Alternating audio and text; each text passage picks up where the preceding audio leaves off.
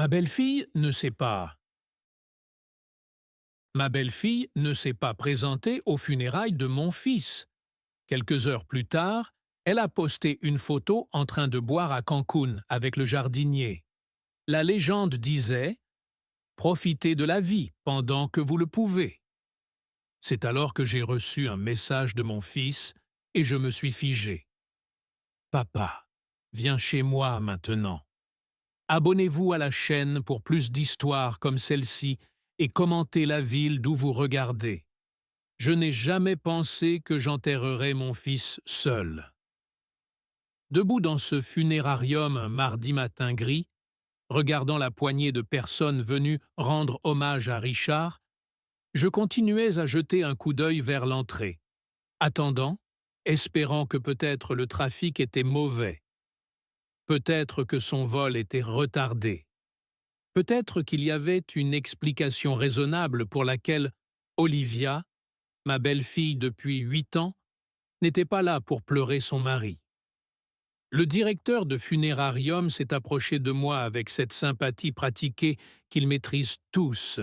« Monsieur Morrison, devrions-nous attendre quelques minutes de plus ?» J'ai éclairci ma gorge, essayant de maintenir la dignité qui me restait. « Non, commençons. 37 personnes sont venues dire au revoir à mon fils. Je les ai comptées. 37 personnes qui se souciaient assez pour prendre du temps de leur mercredi pour honorer la mémoire de Richard. Sa femme n'en faisait pas partie. J'ai prononcé l'éloge funèbre moi-même. Que pouvais-je faire d'autre? J'ai parlé de l'enfance de Richard, de son amour pour le baseball, comment il avait obtenu son diplôme avec mention de Northwestern. Je n'ai pas mentionné comment il avait lutté contre l'anxiété ces dernières années, ou comment son mariage semblait s'effondrer. Après le service, je suis rentré chez moi ce soir-là, et j'ai fait quelque chose que je n'avais jamais fait auparavant. J'ai vérifié les réseaux sociaux, j'ai trouvé le compte Instagram d'Olivia facilement. Puis, je l'ai trouvé, posté il y a 3 heures pendant que je prononçais l'éloge funèbre de mon fils. Une photo qui a glacé mon sang. Olivia en bikini rouge vif, cocktail à la main, debout sur une plage avec de l'eau cristalline derrière elle. Elle riait, la tête renversée en arrière, complètement insouciante. À côté d'elle se tenait un homme que j'ai reconnu.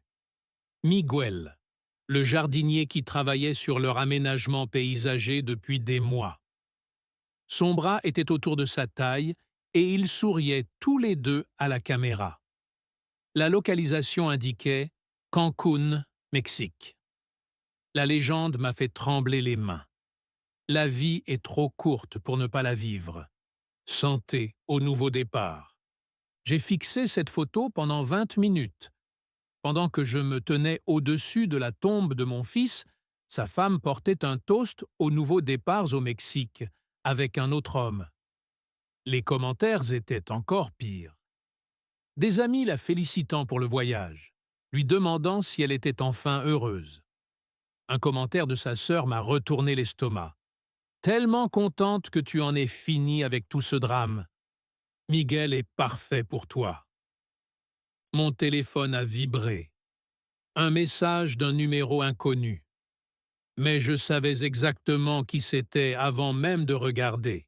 « Papa, viens chez moi maintenant. Il faut qu'on parle. Ne dis rien à personne.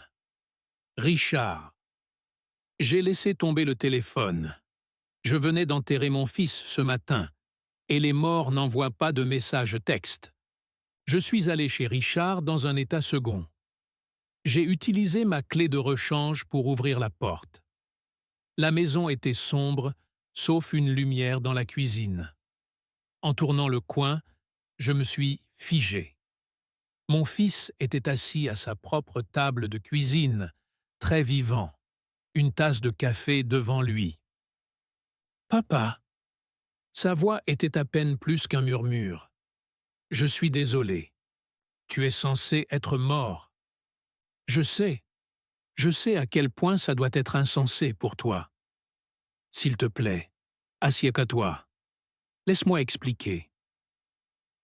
J'ai enterré un cercueil vide aujourd'hui, Richard. Quel genre de jeu malade est-ce? Ce n'est pas un jeu? Papa, je suis en sérieux danger. Le genre de danger qui pourrait nous détruire tous les deux. Richard s'est passé les mains dans les cheveux. Il y a 6 mois, j'ai fait une erreur au travail. Une énorme erreur. Je gérais le compte Meridian Industries, la société pharmaceutique. J'ai découvert qu'ils falsifiaient les données de leurs essais cliniques, cachant de graves effets secondaires d'un nouveau médicament contre l'arthrite. Des gens tombaient malades. Papa, vraiment malades. Certains mouraient. Le PDG de Meridian, James Crawford, m'a offert 500 000 € pour me taire. Mais je ne pouvais pas le faire. Je suis allé au FBI. J'ai remis toutes les preuves. Je suis devenu lanceur d'alerte. Crawford a été arrêté le mois dernier.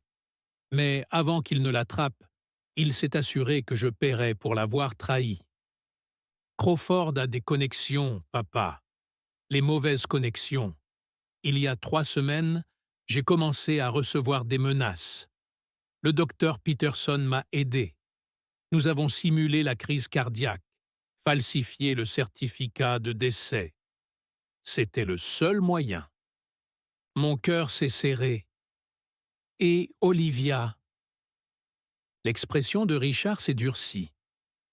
Olivia savait tout, papa. Elle était censée jouer la veuve éplorée pendant 6 mois, puis me rejoindre discrètement au Canada. Nous devions recommencer ensemble.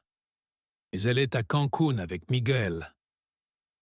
Elle n'a jamais eu l'intention de te rejoindre au Canada, n'est-ce pas?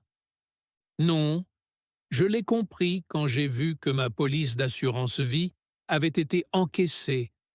750 000 € versés à ma veuve aimante hier. Richard s'est tourné vers moi. Elle a joué son rôle parfaitement, n'est-ce pas? L'épouse choquée, la veuve éplorée. Elle t'a laissé enterrer un cercueil vide. Elle t'a laissé pleurer pendant qu'elle planifiait ses vacances avec son amant. Que fait-on maintenant? Nous nous assurons qu'elle ne profite pas de cet argent et qu'elle paie. Richard a ouvert un ordinateur. Il y a plus. Olivia planifiait de me détruire bien avant. L'écran montrait email, relevé bancaire, message. De l'argent manquait dans nos comptes. Elle disait acheter des cadeaux. Photos de bijoux coûteux, reçus d'hôtels de luxe. Miguel et elle ont eu une liaison pendant 8 mois. Quand j'ai parlé de protection des témoins, elle parlait déjà à un détective privé pour prouver que j'étais mentalement instable.